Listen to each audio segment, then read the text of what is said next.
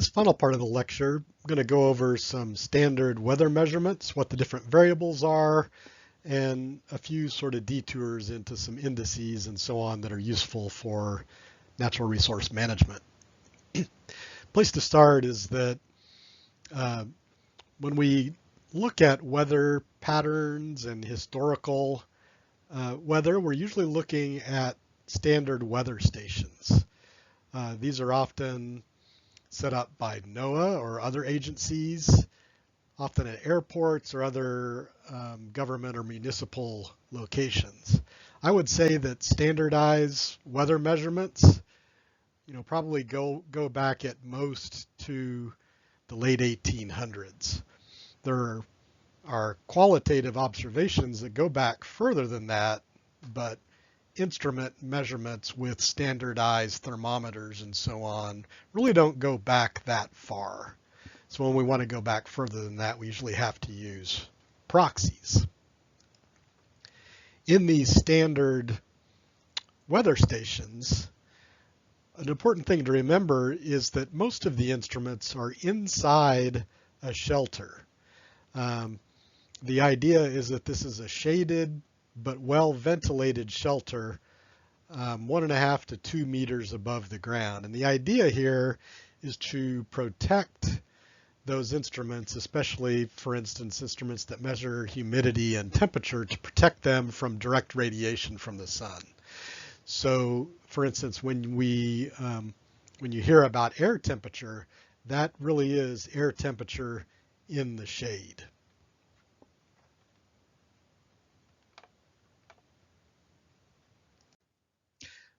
While air temperature measured at any particular place at some particular time is important, sometimes more integrated measures can be useful. And this example, this is a seed deployment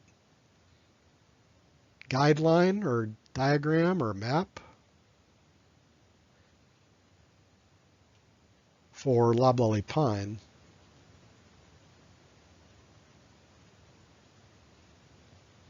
And it uses these lines which tell you where you can and can't deploy seed. These are minimum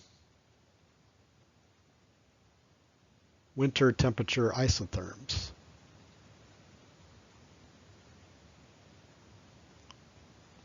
So these obviously come from weather stations, but this basically along this line, the minimum winter temperature is about the same along this line.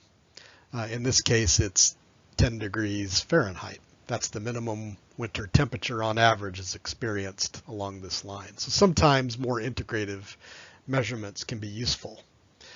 Another integrative measure of temperature that sometimes is used for agriculture or natural resources is chilling hours. That's the number of hours accumulated below some reference temperature.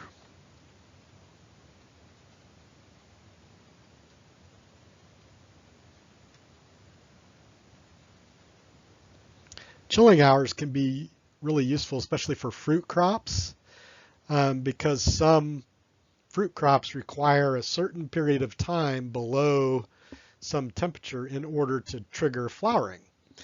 So there's maybe some fruit crops that will not flower and fruit if there's an unusually warm winter, for instance. So chilling hours helps people measure that kind of thing.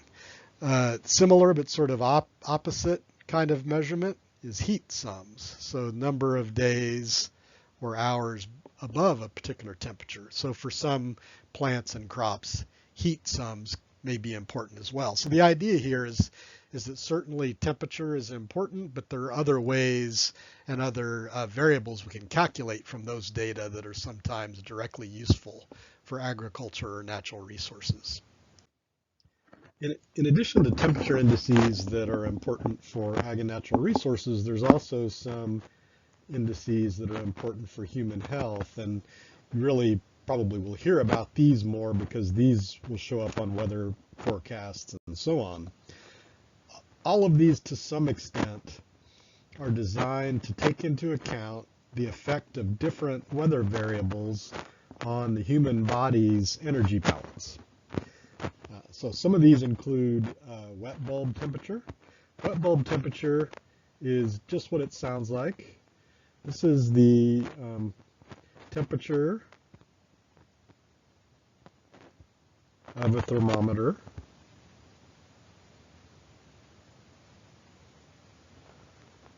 with a wet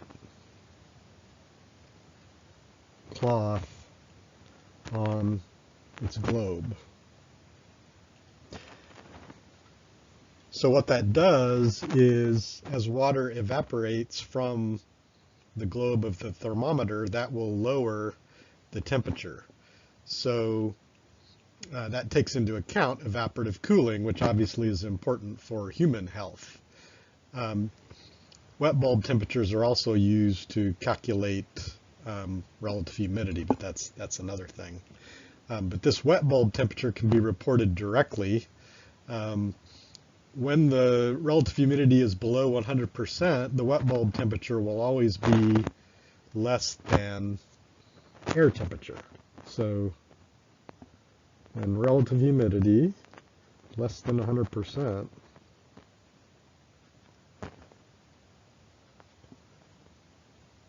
wet bulb temperature is less than air temp. And that's because at relative humidity less than 100%, water will evaporate.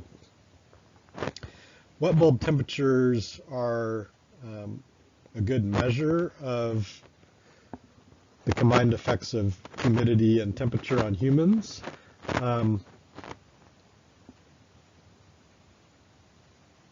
At wet bulb temps,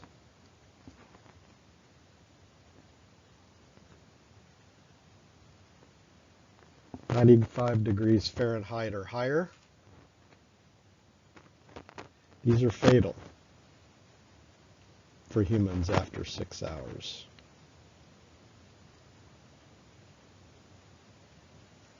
What that means is that when the wet bulb temperature is 95 or above, the human body can't shed heat through evaporation fast enough to overcome the heat generated by our metabolism. So without air conditioning, even in the shade, if we're outside at a wet bulb temperature of 95 degrees Fahrenheit, we will die after 6 hours. And that's a scary thought because wet bulb temperatures of 95, have occurred on Earth. And with increasing temperatures, they're predicted to become more widespread by the middle of the century. So this is something to keep an eye on. You'll probably start seeing wet bulb temperature forecasts more often in your regular weather forecasts. A similar index is the wet bulb globe temperature. It's similar to wet bulb temperature, and it incorporates a wet bulb thermometer, but it also incorporates a globe thermometer, which takes into account the effects of both solar radiation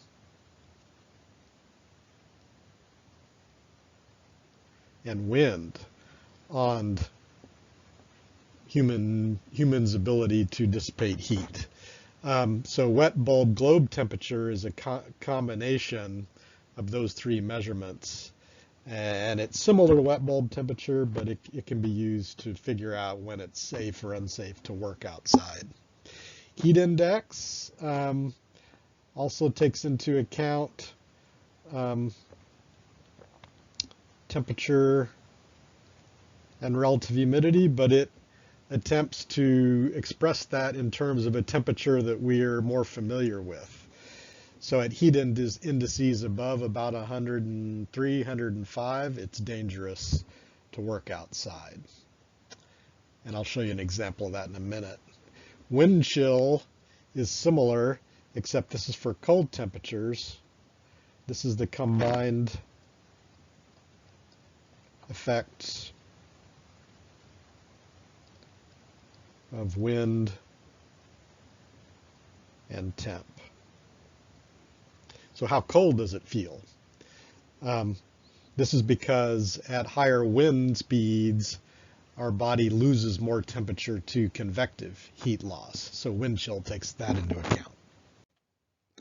Here's a chart used to calculate heat index. This is from the National Weather Service. What you can see, it has relative humidity on one scale and air temperature on the other scale. And what you do is you just read off those. So let's say it's 94 degrees and 60% relative humidity. That's a heat index of 110. So it feels like 110 outside. And what you can see is that in those orange zones, that's a danger zone. Get into the red, it's extreme danger. So this is sort of a feels like temperature. And these colors give you an idea of the danger to your body of working outside in those combined humidities and temperatures. Precipitation is measured in rain gauges. Obviously, rain gauges are measured outside the shelter. They need to be in an open area away from obstructions that might impact that measurement. A couple of notes about precipitation measurement. Precipitation can be quite variable.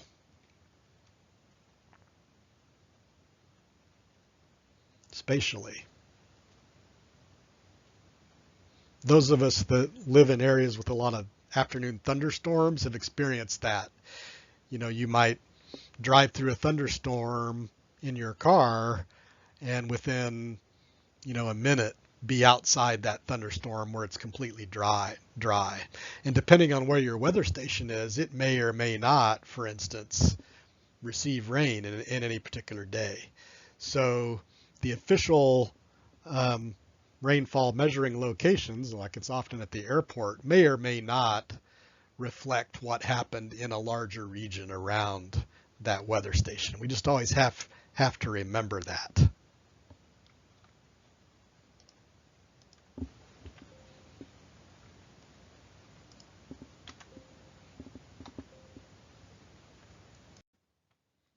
And another example of the importance of spatial variation.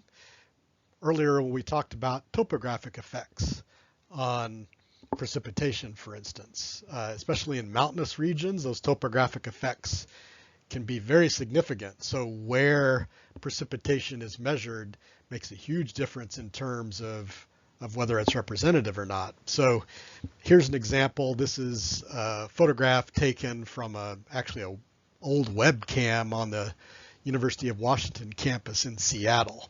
So this view right here is in Seattle. So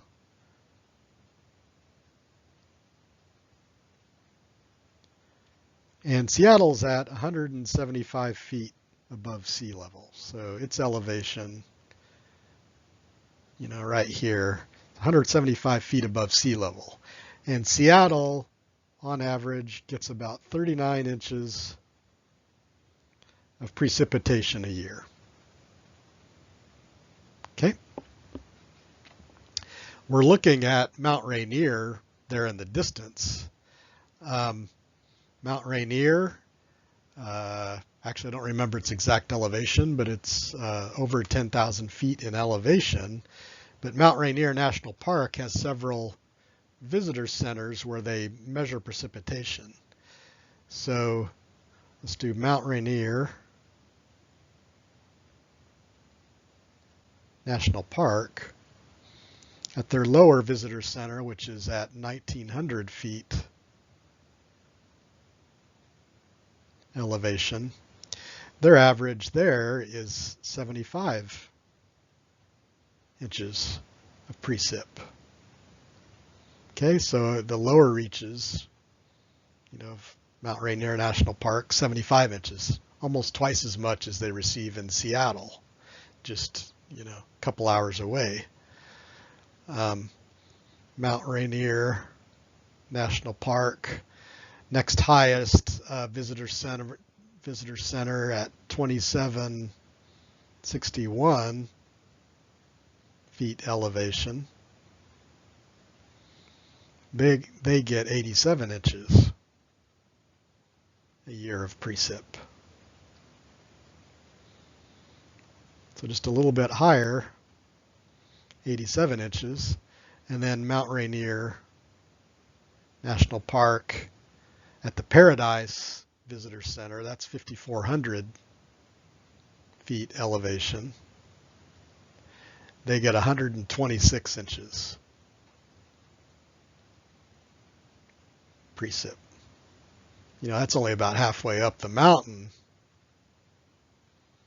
at 5,400 feet of elevation, but they get over 10 feet of precipitation.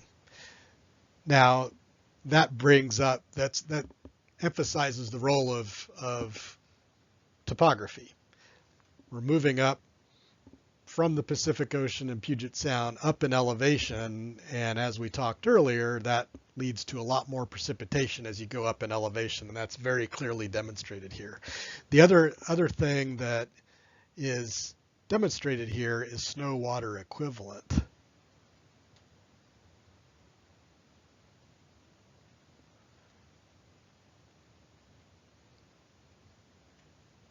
Because at that Paradise location, most of that precipitation is probably snow, because in the winter they accumulate a lot of snow. Now, you know, that's 10 feet of water precipitation, but at that Paradise site they may get 20 or 30 feet of snow. So this snow water equivalent, which is what that 126 inches is, that is how deep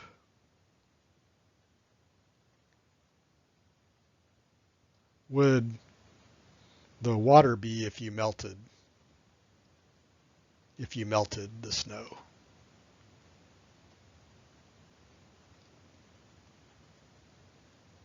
And that's important because snow can have different densities. So in order to express snow on a consistent basis, we express it as snow water equivalent. That can be really important for things like watersheds.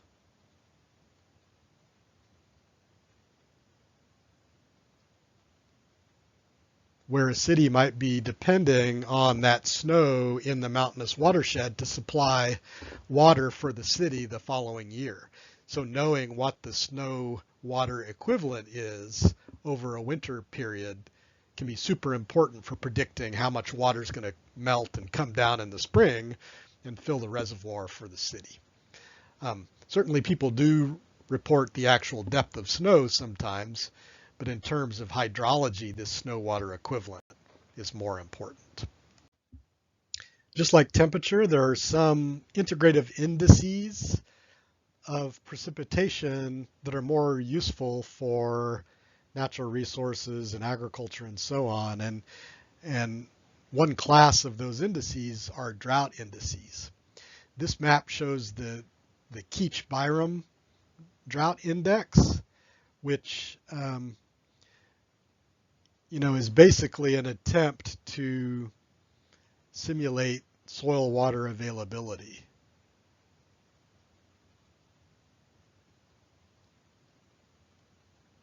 Or soil drought.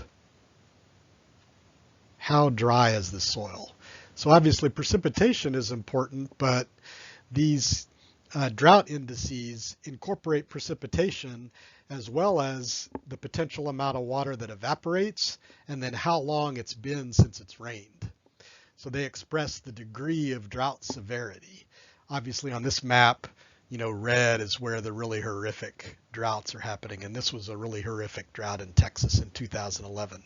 So, another example of a commonly used drought index is the Palmer Drought Severity Index.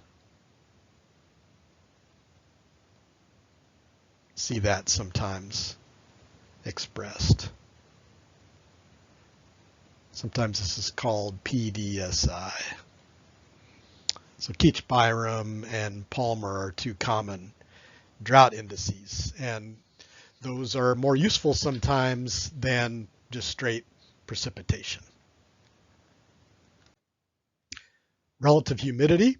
Another measure that is useful, it expresses the amount of water in the air, but it expresses it in a particular way. Relative humidity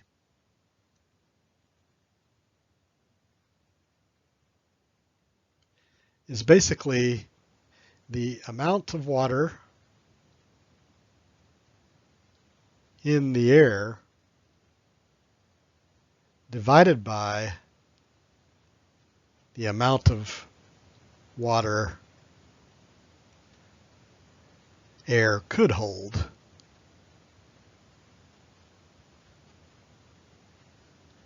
at that temperature. Basically times 100. So it's a percent. And this is relative because the amount of water that air can hold varies with temperature.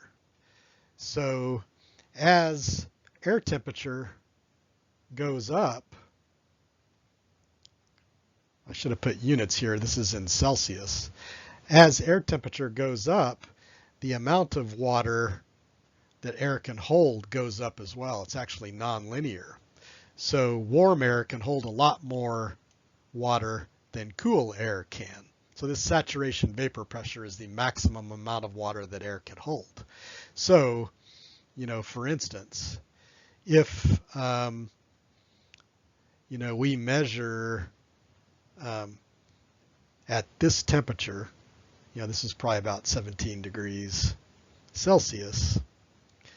If we measure that the actual amount of water in the air is 1 kilopascal, that's about half of what the air could hold at that temperature.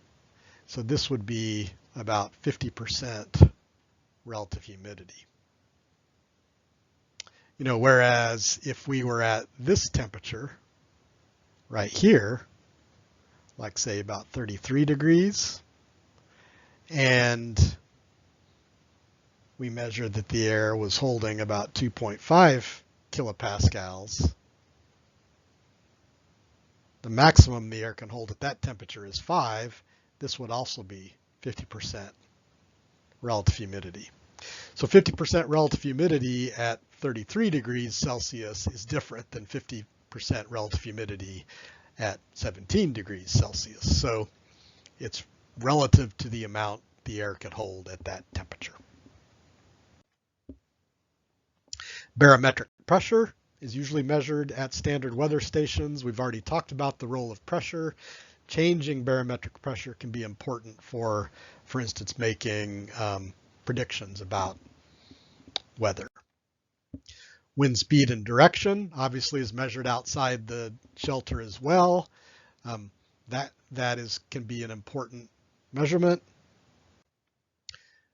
Radiation would be maybe the final big measurement that might be there, but I put a little asterisk by radiation because it's not measured at all weather stations. It's sort of a special measurement, but the rest of these are pretty common measurements that you'll find, for instance, in meteorological records at standard weather stations. Sometimes we need information on the weather right here, right now, and fire weather is the classic example. So sometimes we need measurements in the field, and we can do that. This is an example of a couple of sets of weather instruments that you can get from places like forestry suppliers. This is a fire weather kit here, and it has everything you need to measure important weather variables related to fire weather. So here, this is a sling psychrometer.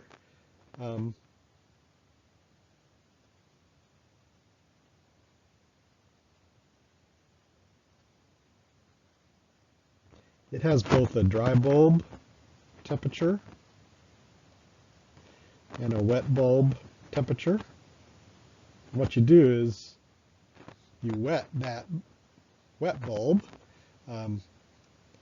with water in this bottle, and then you sling it around. That's why it's called a sling psychrometer. You wave it around, spin it in the air, and then read the dry bulb temperature and the wet bulb temperature, and use, this is a little slide rule chart that allows you to input dry bulb and wet bulb temperature, and it will give you relative humidity. This kit also includes a compass and a little Venturi wind speed meter. No batteries, completely manual. You just hold that up and face the wind and let the wind blow across that Venturi in the top, and there's a little ball that rides up and will tell you the wind speed. You can then use the compass to determine the direction, and you can record wind speed and wind direction. These come with a nice little notebook that has spots for all of those critical temperatures, wind speed, direction, relative humidity, and so on. No batteries required, always at your belt. You can use these. You can also buy a battery-powered gadget that will take all those same measures for you and read them out on a display.